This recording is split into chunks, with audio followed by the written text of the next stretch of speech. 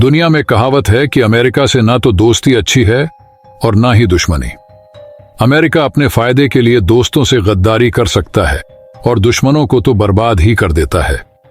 इसी कड़ी में भारत को बार बार दोस्त बोलने वाले अमेरिका ने भारत की ही पीठ में छुरा मार दिया है। अमेरिका सोच रहा था कि वो भारत को गुमराह करके और चीन का डर दिखाकर भारत को एक मजबूत देश के तौर पर उभरने से रोक लेगा, लेकिन अब सारी सच्चाई दुनिया के सामने आ गई है। अमेरिका ने इस तरह की चाल चलकर भारत के लोगों को सोचने पर मजबूर कर दिया है कि क्या सच में अमेरिका भारत का दोस्त है या बस वो भारत का फायदा उठा रहा है। क्या अब भारत अमेरिका का साथ छोड़कर चीन से नजदीकी बढ़ाएगा?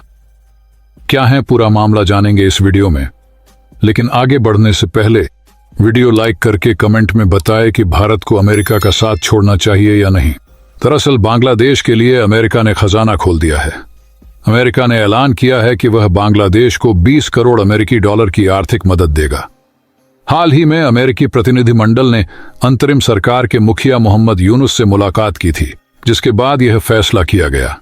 इस पैसे का इस्तेमाल देश में सुशासन, सामाजिक, मानवीय और आर्थिक क्षेत्रों में सुधार के लिए किया जाएगा। इस पैसा का प्रयोग देश के विकास संबंधी परियोजनाओं में भी किया जाएगा। साथ ही लोकतंत्र को मजबूत करने और युवाओं को सशक्त बनाने पर फोकस होगा। लेकिन ये तो बस दिखावा है। सच्चाई तो ये है कि अमेरिका ने मदद की ऐलान तब की है जब बांग्लादेश में पाकिस्तान से परमाणु हथियार लेने की तैयारी चल रही है। अब आप आसानी से अंदाजा लगा सकते हैं कि अमेरिका आखिर बांग्लादेश पर इतना मेहरबान क्यों हो रहा है और बांग्लादेश इन पैसों का इस्तेमाल कहां करने वाला है। बता दें कि बांग्लादेश की अंतरिम सरकार के मुखिया मोहम्मद यूनुस ने पिछले हफ्ते एक टेलीविजन इंटरव्यू में बड़ा बयान दिया था और बांग्लादेश की अर्थव्यवस्था को लेकर मांग की थी कि उन्हें मुल्क की अर्थव्यवस्था को सुधारने के लिए करीब 5 अरब डॉलर की अंतर्राष्ट्रीय सहायता की आवश्यकता है। मोहम्मद यूनुस का कहना है कि बांग्लादेश फ्यूल और फूड की सप्लाई चेन से जुड़ी समस्याओं का सामना कर रहा है।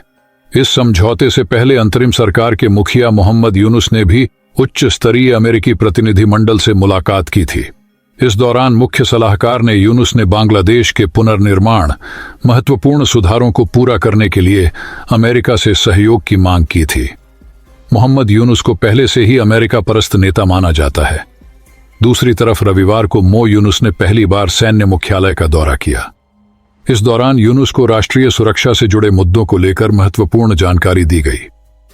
बांग्लादेशी सेना की तरफ से जारी प्रेस विज्ञप्ति में बताया गया है कि मुख्य सलाहकार के सैन्य मुख्यालय पहुंचने पर सेना प्रमुख जनरल वकरुज्जमा ने मो यूनुस का स्वागत किया।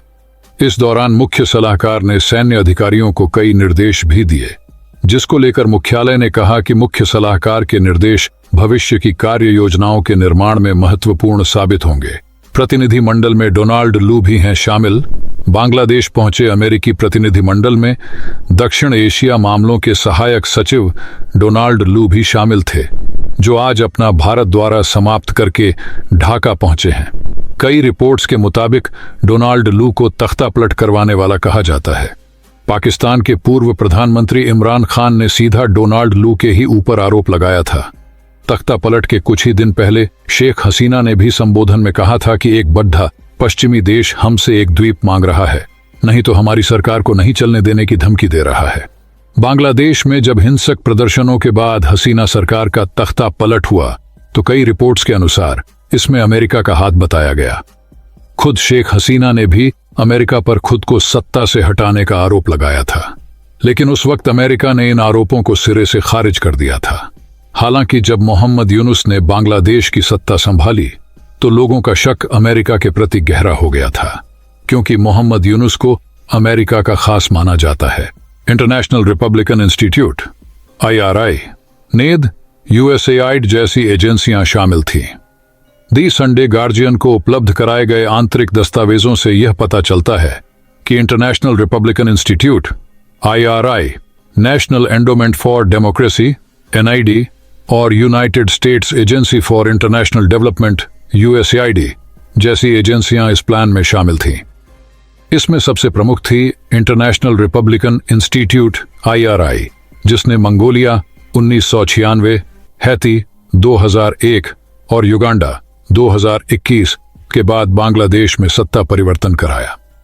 ये दस्तावेज यह भी दर्शाते हैं कि भारत के हस्तक्षेप को काउंटर करने लिए यह का प्रतिकार करने के लिए यह परियोजना कैसे जरूरी थी।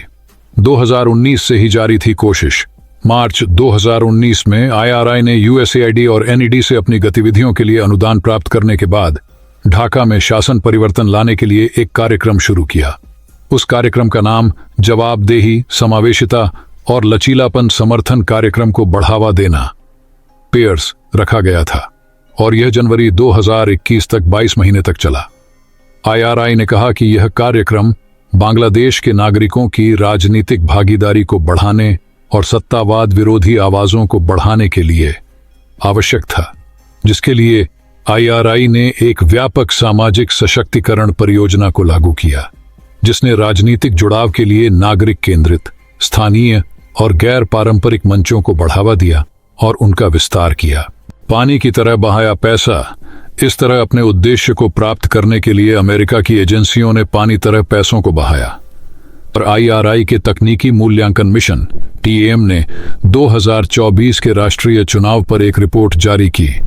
इस रिपोर्ट में दावा किया गया कि शेख हसीना ने धांधली से चुनाव जीता, जबकि विपक्ष इस चुनाव में पूरी तरह से अनुपस्थित रहा। साथ ही सरकार पर सरकारी मशीनरी के दुरुपयोग का आरोप भी लगाया गया। यह भी कहा गया कि सत्तारूढ़ दल पूरे चुनावी प्रक्रिया में हावी रहा और विपक्ष की आवाज को दबाने के लिए हिंसा का सहारा लिया गया। लू पर पाकिस्तान बांग्लादेश में तख्तापलट का आरोप। डोनाल्ड लू का नाम दक्षिण एशियाई देशों में तख्तापलट से जोड़कर देखा जाता है। पाकिस्तान में इमरान खान की सरकार गिरने के बाद भी उनका नाम आया था। इमरान खान ने खुलेआम उनका नाम लिया था और उन्हें जिम्मेदार ठहराया था। इस साल की शुरुआत में लू ने अमेरिकी संसद में गवाही दी थी और पाकिस्तान में सरकार गिराने के आरोप को गलत बताया था। पिछले महीने बांग्लादेश में भी जब शेख हसीना को सत्ता से हटाया गया था, तब भी डोनाल्ड लू का नाम सामने आया था। हालांकि अमेरिका ने इससे भी साफ इनकार किया था। कर्ज में दबा बांग्लादेश ब्याज नहीं चुका पा रहा। राजनीतिक संकट का सामना कर रहे बांग्लादेश के सामने आर्थिक संकट भी खड़ा हुआ है। कर्ज में डूबे बांग्लादेश से रूस ने 21 अगस्त को चिट्ठी लिखकर करीब 5,300 करोड़ रुपए का ब्याज चुकाने के लिए कहा है। रूसी अधिकारियों ने ब्याज चुकाने के लिए 15 सितंबर तक की डेडलाइन दी थी। रूस ने बांग्लादेश को न्यूक्लियर पावर प्लांट के लिए 1.6 लाख करोड़ रुपए का कर्ज दिया है। इस पर 4% के हिसाब से ब्याज ले रहा है। अगर डेडलाइन तक ब्याज नहीं चुकाया जाता है तो रूस बांग्लादेश से 6.4% के हिसाब ब्याज वसूलेगा। रूस के अलावा अडानी ग्रुप ने भी बांग्लादेश से बिजली बिल का बकाया करीब 6,700 करोड़ रुपए मांगा है। शेख हसीना के तख्तापलट के बाद ये पैसा चुकाने की जिम्मेदारी अंतरिम सरकार पर आ गई है। दोस्तों, आपका क्या कहना है? क्या भारत को अमेरिका का साथ छोड़कर चीन से दोस्ती करनी चाहिए? कमेंट करके जरूर बताएं। इस तरह की और वीडियो देखने के लिए चैनल को सब्सक्राइब करके बेल आइकन को ऑल पर सेलेक्ट कर लें। जय श्री राम।